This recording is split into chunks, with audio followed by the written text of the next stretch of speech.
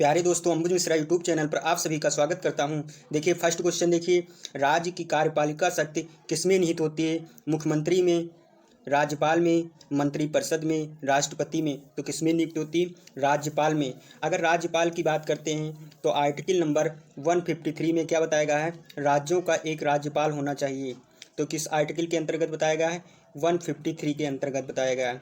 फिर देखिए इसमें राज्यपाल की शक्ति के बारे में किस आर्टिकल में बताया गया है? राज्यपाल के शक्ति के बारे में किस आर्टिकल में बताया गया है? 154 में बताया गया है। राज्यपाल की शक्ति के बारे में बताया गया है। फिर देखिए इसमें 155 में क्या बताया गया? 155 में बताया गया राज्यपाल की नियुक्ति के बारे में बताया गया है। क्या बताया गया है? राज्यपाल की नियुक्ति के बारे में बताया गया है। फिर देखिए इसमें 159 में क्या बताया गया है? 159 में शपथ के बारे में बताया गया है। फिर 161 के बारे में क्या बताया गया? 161 राज्यपाल की क्षमा के बारे में बताया गया है। राज्यपाल के क्षमादान के बारे में बताया गया है। फिर दोस्तों नेक्स्ट क्वेश्चन पर चलते हैं। राज्य सरकार का एक कार्यकारी अध्यक्ष कौन होता है? मुख्यमंत्री, राज्यपाल, मुख्यमंत्री का सचिव, मुख्य सचिव। तो कौन सा होता है? ऑप्शन नंबर कौन सा सही हो जाएगा? ऑप्शन नंबर बी सही हो जाएगा। फिर नेक्स्ट क्वेश्चन पर दोस्तों चलते हैं।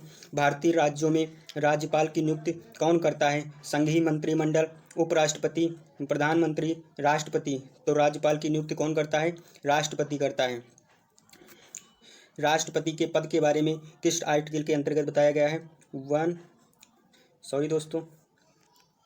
किस आर्टिकल के अंतर्गत बताया गया है? 52 में। राष्ट्रपति भारत का एक राष्ट्रपति होता है, राष्ट्रपति होना चाहिए। किस आर्टिकल में बताया गया? 52 के बारे में बताया गया है। 52 आर्टिकल 52 में बताया गया है। फिर नेक्स्ट क्वेश्चन पर दोस्तों चलते हैं। राज्यपाल अपना त्यागपत्र किससे देता है? राज्यपाल अपना त्यागपत्र किसे देता है? राज्य के मुख्यमंत्री को, प्रधानमंत्री को, संसद को, राष्ट्रपति को। तो किसको देगा? राष्ट्रपति को। ऑप्शन नंबर डी सही हो जाएगा, राष्ट्रपति को देगा। फिर देखिए दोस्तों संसद की अगर बात करते हैं तो यहाँ पर देखिए संसद 72 आर्टिकल के अंतर्गत बताया गया है। फिर देखिए यहाँ पर फिर अगर लोकसभा की बात करते हैं तो लोकसभा किस आर्टिकल में बताया गया?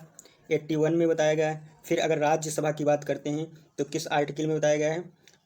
80 आर्टिकल में बताया गया है। तो पहले क्या होगा? फिर संसद किस आर्टिकल में होगा? 79 में होगा। फिर 80 में क्या होगा? राज्यसभा। फिर लोकसभा 81 में होगा। फिर नेक्स्ट क्वेश्चन पर दोस्तों चलते हैं। दोस्तों निम्नलिखित में से किसको हटाने का प्रावधान संविधान में नहीं है? उपराष्ट्रपति, राष्ट्रपति, गवर्नर, अटॉर्नी जनरल। तो किसको नहीं है? ऑप्शन नंबर सी, गवर्नर को नहीं है। किसको नहीं है?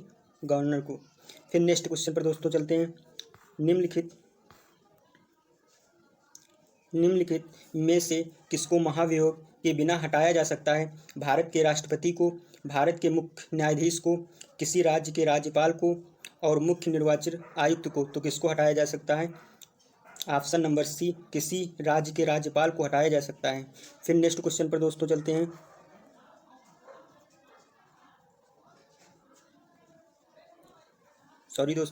फिर देखिए भारतीय संविधान के अनुसार राज्य का अधिशासी प्रधान कौन होता है?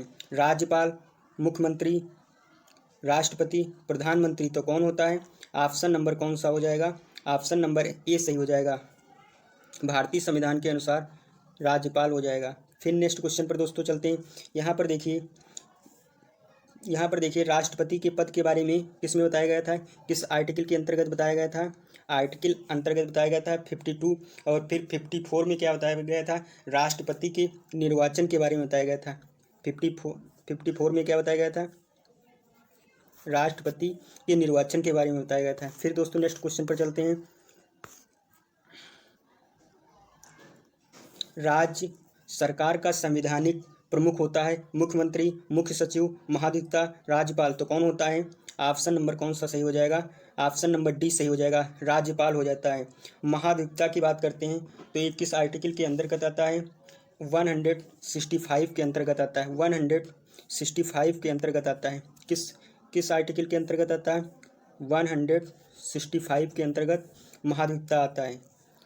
ये राज्य का एक कानूनी अधिकारी होता है। ये राज्य का क्या होता है? एक कानूनी अधिकारी होता है। फिर नेक्स्ट क्वेश्चन पर दोस्तों चलते हैं। सामान्य रूप से राज्यपाल का कार्यकाल होता है 3 वर्ष, 4 वर्ष, 5 वर्ष, 6 वर्ष। तो कितने वर्ष का होता है? सामान्य 5 वर्ष। ऑप्शन नंबर सी सही हो जाएगा। ऑप्शन नंबर सी सही हो जाएगा। फिर नेक्स्ट क्वेश्चन पर दोस्तों चलते हैं। राज्यपाल राज्य में किसका प्रतिनिधित्व होता है? राष्ट्रपति का, गृह मंत्री का, प्रधानमंत्री का, मुख्यमंत्री का। तो क्या हो जाएगा इसमें? ऑप्शन नंबर फर्स्ट सही हो जाएगा। क्या हो जाएगा? राष्ट्रपति का होता है। फिर नेक्स्ट क्वेश्चन पर दोस्तों चलते हैं। निम्न जम्मू कश्मीर के राज्यपाल को कौन नियुक्त करता है? राज्य का मुख्यमंत्री, भारत का राष्ट्रपति, प्रधानमंत्री, उच्च न्यायालय का मुख्य न्यायाधीश। तो इसमें कौन सा हो जाएगा? ऑप्शन नंबर बी सही हो जाएगा, भारत का राष्ट्रपति। अब राष्ट्रपति के बारे में सुनते हैं दोस्तों। आर्टिकल नंबर 52 में क्या बताया था? आर्टिकल नंबर 52 में बताया था भारत का एक राष्ट्रपति होना चाहिए। और फिर 54 में क्या बताया था? 54 में बताया था राष्ट्रपति का निर्वाचन के बारे में बताया गया था। फिर 61 में क्या बताया गया था? महाभियोग के बारे में बताया गया था। 61 आर्टिकल नंबर 61 में राष्ट्रपति के महाभियोग के बारे में बताया गया था, राष्ट्रपति को कैसे हटाना है। तो इसमें देखिए, संसद के द्वारा लोकसभा और राज्यसभा 2/3 अगर बहुमत पास हो जाता है तो राष्ट्रपति को अपने पद से हटना पड़ता है। और 14 दिन के पहले राष्ट्रपति को सूचना देना होता है। 14 दिन पहले, अगर महाभियोग लगाने के पहले 14 दिन पहले राष्ट्रपति को सूचना देना होता है। और उसके बाद लोकसभा और राज्यसभा में 2/3 अगर बहुमत पास हो जाता है तो राष्ट्रपति को अपने पद से हटना होता है। तो इसमें कौन सा ऑप्शन सही हो जाएगा? ऑप्शन नंबर बी सही हो जाएगा, भारत का एक राष्ट्रपति होना चाहिए। फिर नेक्स्ट क्वेश्चन पर दोस्तों चलते हैं। उपराज्यपाल की नियुक्ति कौन करता है? राष्ट्रपति, प्रधानमंत्री, उपराष्ट्रपति, राज्यपाल। तो इसमें कौन करता है? राष्ट्रपति करता है। ऑप्शन नंबर ए सही हो जाएगा, राष्ट्रपति करता है। फिर नेक्स्ट क्वेश्चन पर दोस्तों चलते हैं। राज्यपाल पद पर बना रहता है 5 वर्षों के लिए, संसद द्वारा निश्चित समय के लिए, राष्ट्रपति के प्रसाद पर्यंत। फिर ऑप्शन नंबर डी, जब तक उससे संसद का विश्वास प्राप्त हो। तो इसमें कौन सा हो जाएगा? राष्ट्रपति के प्रसाद पर्यंत में। ऑप्शन नंबर कौन सा सही हो जाएगा? ऑप्शन नंबर सी सही हो जाएगा। फिर नेक्स्ट क्वेश्चन पर दोस्तों चलते हैं। देखिए, इसमें राज्यपाल का वेतन और भत्ता किस कोष से आता है? भारत के संचित निधि से, राज्य की संचित निधि से, राज्य और केंद्र के संचित निधि से। तो ये 50-50% के अनुपात में राज्य के आकस्मिक निधि से। तो इसमें कौन सा हो जाएगा? ऑप्शन नंबर बी सही हो जाएगा, किस राज्य की संचित निधि से आता है। फिर नेक्स्ट क्वेश्चन पर दोस्तों चलते हैं। राष्ट्रपति शासन में राज्य का प्रमुख शासन संचालक कौन होता है? राष्ट्रपति, राज्यपाल, प्रधानमंत्री, कार्यवाहक मुख्यमंत्री। तो इसमें कौन सा हो जाएगा? ऑप्शन नंबर बी सही हो जाएगा। ऑप्शन नंबर कौन सा सही हो जाएगा? बी सही हो जाएगा, राज्यपाल हो जाएगा। फिर दोस्तों नेक्स्ट क्वेश्चन पर चलते हैं। राज्य के मंत्रिपरिषद का गठन कौन करता है? राज्य के मंत्रिपरिषद का गठन राज्यपाल, मुख्यमंत्री, प्रधानमंत्री, राष्ट्रपति। तो इसमें राज्य के मंत्रिपरिषद का गठन कौन करता है? राज्यपाल करता है।